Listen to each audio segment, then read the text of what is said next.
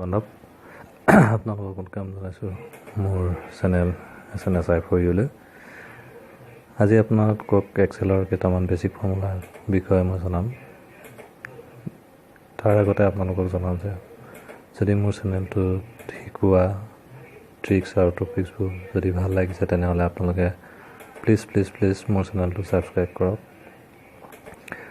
স্ক্ৰীনত দেখি থকা ছাবস্ক্ৰাইব বুটনটো লাল ছাবস্ক্ৰাইব বুটনটো আপোনালোকে ক্লিক কৰিব যাতে মই আগলৈও আপোনালোকক আৰু এক্সেলৰ নতুন ফৰ্মুলাৰ বিষয়ে ভালকৈ দেখুৱাব পাৰোঁ। আহক আৰম্ভ কৰোঁ basic formula of Excel. Basic formula of এক্সেলত আজি আমি প্ৰথম শিকাম how to write this serial number without writing one by one. আমি চিৰিয়েল নম্বৰসমূহ কেনেকৈ ক্ৰম অনুসৰি লিখিব পাৰোঁ মাথো 1 আৰু 2 ব্যৱহাৰ কৰি।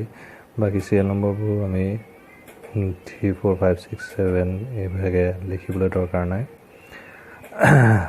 জাষ্ট এটা ফৰ্মুলা ব্যৱহাৰ কৰি এটা ট্ৰিক্স ব্যৱহাৰ কৰি আমি চিৰিয়েল নম্বৰসমূহ লিখিব পাৰোঁ। তাৰপিছতে আমি দ্বিতীয়তে শিকিম হাউ টু চাম ফৰ্মুলা। আমি চাম ফৰ্মুলাটো কেনেকৈ ব্যৱহাৰ কৰোঁ। তৃতীয়তে শিকিম how to use average formula. Average ফৰ্মুলাটো কেনেকৈ ব্যৱহাৰ কৰা হয়। চতুৰ্থতে how to use merge and center. 4 নম্বৰতে আমি মাৰ্জ আৰু চেণ্টাৰ কেনেকৈ কৰা হয় তাৰ শিকিম। আৰু 5 নম্বৰতে হ'ল how to change the sheet name and colour to it. কেনেধৰণে চিটনৰ নাম বদলি কৰিব পাৰি আৰু তাক কালাৰ কৰিব পাৰি। আহক বন্ধু বান্ধৱ আমি এক্সেল চিটলৈ যাওঁ। আপোনালোকে এক্সেল চিটত প্ৰত্যক্ষ কৰিছে যে মই এখন আগতীয়াকৈ বনাই ৰখা চিট। এই চিটখনত আপোনালোকে দেখিবলৈ পাইছে যে আমি কি ইনপুট কৰিছোঁ। চিৰিয়েল নম্বৰ, নেম আৰু নেমত আমি অন্তৰ্ভুক্ত কৰিছোঁ কেইটামান ষ্টুডেণ্টৰ নাম, যিসকলে কেইটামান ছাবজেক্ট যেনেকৈ ইংলিছ, মেথছ, ছায়েন্স আৰু SSTত কিছুমান মাৰ্ক পাইছে। সেই মাৰ্কসমূহ পুট আপ কৰিছোঁ আমি চাম ফৰ্মুলাটো ইউজ কৰিবৰ কাৰণে। সেইটো কাৰণে আমি ইয়াত টোটেলটো লিখিছোঁ। টোটেলত আমি চাম ফৰ্মুলাটো ইউজ কৰিম। এভাৰেজ ফৰ্মুলাটো ব্যৱহাৰ কৰিম। পাৰ্চেণ্টেজ। আহক এতিয়া আৰম্ভ কৰোঁ কেনেকৈ চিৰিয়েল নম্বৰসমূহ আমি ক্ৰম অনুসৰি লিখিব পাৰোঁ। আপোনালোকে দেখিছে চিৰিয়েল নম্বৰ প্ৰথম বক্সটোত মই ক্লিক কৰিছোঁ। 1 লিখিলোঁ, তাৰপিছত 2 লিখিলোঁ, তাৰপিছত আকৌ 3 লিখিম, 4 লিখিম। এনেধৰণে লিখি গ'লে আমাৰ বহুত টাইম অপব্যয় হয়। কিন্তু আমি এতিয়া কি কৰিম, 3 আৰু 4 এনেকৈ লিখাৰ সলনি এটা ট্ৰিক্স ব্যৱহাৰ কৰিম। আমি প্ৰথমতে এইকেইটা ডিলিট কৰি ল'লোঁ। আমি 1, 2 লেখাৰ পিছত আমি কি কৰিম, 1, 2ক ছিলেক্ট কৰিম। ছিলেক্ট কৰাৰ পিছত আপোনালোকে স্ক্ৰীণত প্ৰত্যক্ষ কৰিছে যে এটা স্কুৱাৰ বটন দেখি পাইছে আৰু এই স্কুৱাৰ বটনলৈ মই কাৰ্চাৰডাল লৈ যোৱাৰ লগে প্লাছ চিন হৈছে। সেই প্লাছ চিনডাল মই ড্ৰেগ কৰি আনিলোঁ তললৈ। এতিয়া আপুনি দেখিলে 1, 2, 3, 4, 5 এইটোৱে হ'ল এটা বেছিক ট্ৰিক্স, যাৰ জৰিয়তে আপুনি কি কৰিব পাৰে, যিমান আপোনাৰ নম্বৰ আছে আপুনি এই প্লাছ চিনডালেৰে তললৈ টানি আনিব, ড্ৰেগ কৰি যাব, আপোনালোকে ফৰ্ম অনুসৰি নম্বৰবোৰ পাই যাব। Okay, thanks. এতিয়া ইয়াত ডিলিট কৰোঁ। এতিয়া আমি আহোঁ টোটেল উলিয়াবলৈ হ'লে আমি চাম ফাংচনটো ব্যৱহাৰ কৰিব লাগিব। আমাক টোটেল ক'ত লাগে, ইয়াত লাগে। গতিকে আমি ইয়াত ক্লিক কৰিলোঁ টোটেলৰ বক্সত। এতিয়া আমি কি কৰিম, ইয়াত আমি ফৰ্মুলা ইউজ কৰিম। ফৰ্মুলা ইউজ কৰোঁতে সদায় মনত ৰাখিব, এক্সেলত যিকোনো ফৰ্মুলা ব্যৱহাৰ কৰিলে সদায় ইকুৱেল চাইনটো ব্যৱহাৰ কৰিহে আমি ফৰ্মুলা ব্যৱহাৰ কৰিব পাৰোঁ। এতিয়া ইকুৱেল ফৰ্মুলাটো ব্যৱহাৰ কৰিলোঁ, তাৰপিছত লিখিলোঁ চাম, তাৰপিছত আৰম্ভ কৰিলোঁ ব্ৰেকেট। আমাক এতিয়া লাগে চেনৰ টোটেল মাৰ্কটো।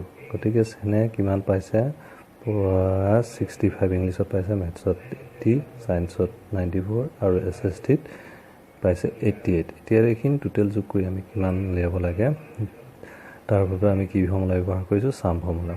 গতিকে চাম ফৰ্মুলা ব্যৱহাৰ কৰোঁতে প্ৰথমতে আপোনালোকক কৈ দিছোঁ যে আমি প্ৰথম ঘৰটো আমি ছিলেক্ট কৰিব লাগিব। প্ৰথম ঘৰটো ক'ত আছে, C কলমছত আছে আৰু কোনটো ৰোডছ আছে, 3ত আছে। গতিকে আমি ইয়াত লিখিম প্ৰথম ঘৰটো। গতিকে আমি লিখিলোঁ C3। গতিকে আপুনি দেখিলে আপোনালোকে স্ক্ৰীণত প্ৰত্যক্ষ কৰিছে যে এটা নীলা আকাৰৰ লাইন ইয়াত প্ৰত্যক্ষ কৰিবলৈ পাইছে। তাৰপিছত ইয়াৰ প্ৰথম ঘৰটো আৰু তাৰপৰা শেষৰ ঘৰটো আমি ছিলেক্ট কৰিব লাগিব।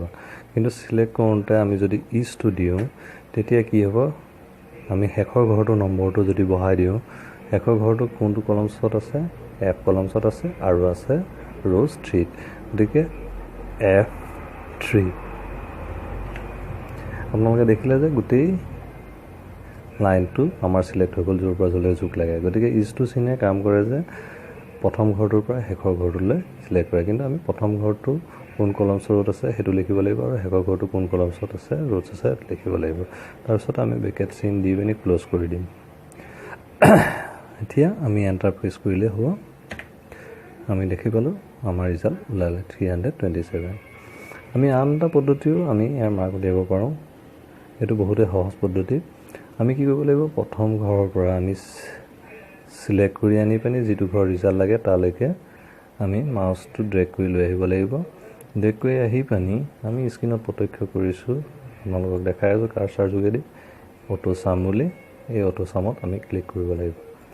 অটো চামত ক্লিক কৰাৰ লগে লগে আমাৰ ৰিজাল্টটো ওলাই গ'ল 247। গতিকে দেখিব পালে এক্সেলত আৰু এটা এডভান্স কি আছে, আমি ফৰ্মুলা এটা ব্যৱহাৰ কৰাৰ লগে লগে আমি ইয়াত যিমান A to Z, এতিয়া আমি 5 নম্বৰলৈকে ৰিটায়াৰ মাৰ্ক লৈছোঁ, ঠিক তেনেদৰে 10-20 তেনেকুৱা এটা ষ্টুডেণ্ট হ'ব পাৰে। গতিকে আমি যেতিয়া ফৰ্মুলাটো ব্যৱহাৰ কৰোঁ, সেই ফৰ্মুলাটোক আমি যদি ড্ৰেগ কৰি লৈ গুচি আহোঁ, তেতিয়া আমি গোটেইবোৰ ৰিজাল্টবোৰ পাই গৈ থাকিম। আকৌ এবাৰ দেখাইছোঁ, আমি ফৰ্মুলা যিটো ইউজ কৰিছোঁ সেইটো ইউজ কৰাৰ পিছত কি কৰিব লাগিব, সেই ঘৰটো চিলেক্ট কৰি আমি যদি এই কাৰ্চাৰডাল লৈ যাওঁ সেই ফৰ্মুলাটো ঘৰলৈ, তেতিয়া আমি প্লাছ চিনডাল দেখা পাওঁ, আৰু দেখা পাই সেইটো য'লৈকে আমাক ৰিজাল্ট লাগে আমি তালৈকে ড্ৰেগ কৰি দিলোঁ। তেতিয়া আমি কি হৈ গ'ল, আমি গোটেই ৰিজাল্ট পাই গ'লোঁ। গতিকে এইটো হ'ল চাম ফৰ্মুলা। এতিয়া এভাৰেজ কেনেকৈ ওলোৱা হয়, এভাৰেজ ওলাবলৈও সহজ পদ্ধতি এইটোৱে হৈ গ'ল, ইকুৱেল আমি কি লিখিব লাগিব, এভাৰেজ। আপোনালোকে স্ক্ৰীনত প্ৰত্যক্ষ কৰিব পাইছে যে ইয়াত লেখা আছে এভাৰেজ।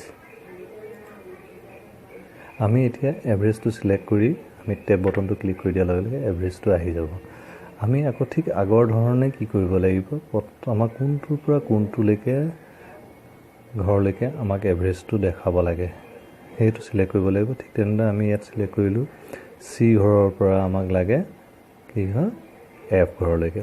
গতিকে C3:2 F3:2।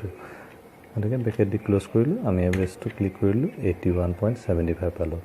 ঠিক তেনেধৰণে সেই ফৰ্মুলাটো ব্যৱহাৰ কৰাৰ কাৰণে আমি এতিয়া তললৈ ড্ৰেগ কৰি লৈ আহিলে আমাৰ বাকী ৰিজাল্টখিনি ওলাই আহিব। এভাৰেজ আৰু পাৰ্চেণ্টেজ সদায় পৰাপক্ষত একেই থাকে। গতিকে পাৰ্চেণ্টেজটো আমি কি কৰিব লাগিব, চেম ইকুৱেল দিলোঁ। আমাৰ টোটেল ছাবজেক্ট আছে 4টা, ইংলিছ, মেথছ, ছায়েন্স আৰু SST। আমি 100ৰ ভিতৰত 65 পাইছে, 100ৰ ভিতৰত 80 পাইছে, ছায়েন্সতো 100ৰ ভিতৰত পাইছে, আৰু SST অৰ্থাৎ প্ৰতিটো ছাবজেক্টত 100। অৰ্থাৎ টোটেল মাৰ্ক কিমান হ'লগৈ আমাৰ 400। আমি এতিয়া কি কৰিব লাগিব, পাৰ্চেণ্টেজ ওলাবলৈ হ'লে প্ৰথমতে আমি টোটেলটোত কিমান পাইছে, টোটেল 327 ঘৰটো চিলেক্ট কৰিব লাগিব। এই ঘৰটো ক'ত আছে, জি ঘৰত আছে, G3। গতিকে আমি G3 চিলেক্ট কৰিলোঁ।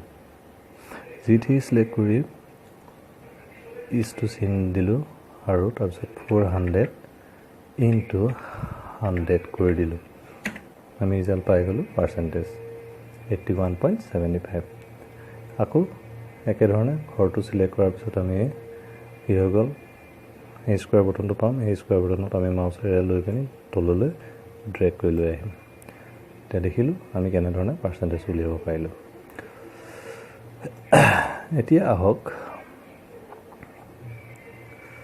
আমি শিকোঁ কেনেকৈ মাৰ্কছ এণ্টাৰ কৰিব পৰা যায়। মাৰ্কছ এণ্টাৰ, ধৰি লওক আমি স্কুলখনৰ নাম দিলোঁ, আমি ধৰি লওক ইয়াত নাম এটা লিখিব লাগে যে স্কুলখনৰ নাম লিখিব লাগে, কিন্তু আমি এইটো ঘৰত লিখি দিলে আমি কি হৈ গ'ল, ধৰি লওক আমি কিবা এটা ABCDEFGHIJKLMNO কৰি দিলোঁ। তাৰপিছত এণ্টাৰ মাৰি চালোঁ যে আমাৰ ইয়াত কি হৈ গ'লগৈ, এইটো ঘৰ চিলেক্ট কৰি দিলোঁ, এইটো ঘৰ চিলেক্ট কৰিলোঁ, ভালদৰে নামবোৰ ক্লিয়াৰলি নাহে। গতিকে আমি এইটো কি কৰিব লাগিব, মাৰ্কছ এণ্টাৰ কৰি পিনি আমি তাত গোটেইটো লিখিব পাৰোঁ। যেনেকৈ আমি ক'ৰ পৰা ক'লৈকে আমি লিখিম, ইয়াৰ পৰা ইয়ালৈকে লিখিম। এতিয়া ইয়াত দেখিলোঁ, চিলেক্ট কৰিলোঁ, চিলেক্ট কৰাৰ পিছতে আপোনালোকে মাৰ্কছ এণ্টাৰ বুলি অপশ্যন এটা হোম বটনত গৈ পাব। হোম বটনত গৈ পিনি পালে দেখিলে মাৰ্কছ এণ্টাৰ। গতিকে আমি মাৰ্কছ এণ্টাৰ কৰি দিলোঁ। আমি এতিয়া লিখি দিলোঁ ইয়াতে, যেনেকৈ ধৰি লওক বজালী হাই স্কুল GHSCHOOL স্কুল ওকে তেতিয়াহ'লে এইটো আমি মাৰ্চ এণ্টাৰ কৰিব পাৰোঁ গতিকে মাৰ্চ এণ্টাৰ কেনেকৈ কৰা হয় আপোনালোকে শিকিলে আমি যিটো ঘৰৰ পৰা আমাৰ যিটো ঘৰলৈকে আমি লিখিব লাগে সেই ঘৰটো চিলেক্ট কৰিলোঁ চিলেক্ট কৰি পিনি হোম বটনৰ দেখি পালে আপোনালোকে মাৰ্চ এণ্টাৰটো ক্লিক কৰিলে ইয়াত আপোনালোকে দেখিলে যে ইয়াত যিকেইডাল আঁচ আছিলে সেই আঁচখিনি নাইকিয়া হৈ গ'লগৈ অ'কে আকৌ আমি মাৰ্চ এণ্টাৰটো নাইকিয়া কৰিবলৈ হ'লেও আমি ইয়াৰ পৰা মাৰ্চ এণ্টাৰটো ক্লিক কৰি দিলোঁ সেই ঘৰটোত চিলেক্ট কৰিলোঁ আকৌ মাৰ্চ এণ্টাৰটো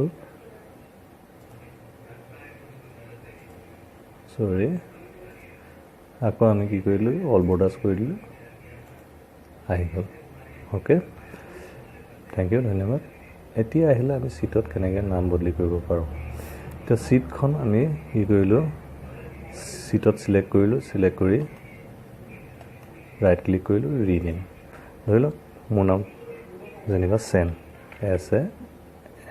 চেন দিলোঁ এতিয়া কি হৈ গ'ল ইয়ালৈ আহি গ'ল ছিটটোত একো নাই লেখা কিন্তু ছিট 1ত কি হৈ গ'ল চেন নাম আহিলে ঠিক তেনেহ'লে আকৌ ছিট 1ত ক্লিক কৰি ৰাইট ক্লিক কৰিম ৰাইট ক্লিক কৰিলে আপোনালোকে দেখিছে যে কালাৰ অপশ্যন আছে গতিকে কালাৰ অপশ্যনটো আমি যেনিবা চিলেক্ট কৰি ল'লোঁ ৰেড কালাৰটো এতিয়া কি হৈ গ'লগৈ ৰেড কালাৰ হৈ গ'লগৈ আপোনালোকে স্ক্ৰীণত প্ৰত্যক্ষ কৰিছে সেইটো ৰেড কালাৰ আহিলে তো বন্ধু বান্ধৱসকল এইধৰণে ছিটৰ নাম বদলি কৰিব পাৰে আপুনি ছিটটো গৈ পিনি আকৌ ৰিনেম কৰিব পাৰে গীতা GITA গীতা তাৰপিছত জাষ্ট প্ৰেছ কৰিব এণ্টাৰ তাৰপিছত আপোনালোকে যদি কালাৰ কৰিবলৈ বিচাৰিছে আকৌ গীতাটো চিলেক্ট কৰি ৰাইট ক্লিক কৰিব তাৰপিছত টেপ কালাৰলৈ আহিব গ্ৰীণ কৰিলে গ্ৰীণ হৈ গ'ল অ'কে এইধৰণে দেখিলে এইধৰণে আমি কালাৰ বদলি কৰিব পাৰোঁ তো বন্ধু বান্ধৱসকল আশা কৰোঁ আপোনালোকৰ ভিডিঅ'টো পচন্দ হ'ব লাগিছে চাগে আশা কৰোঁ আপোনালোকে মোৰ ভিডিঅ'টো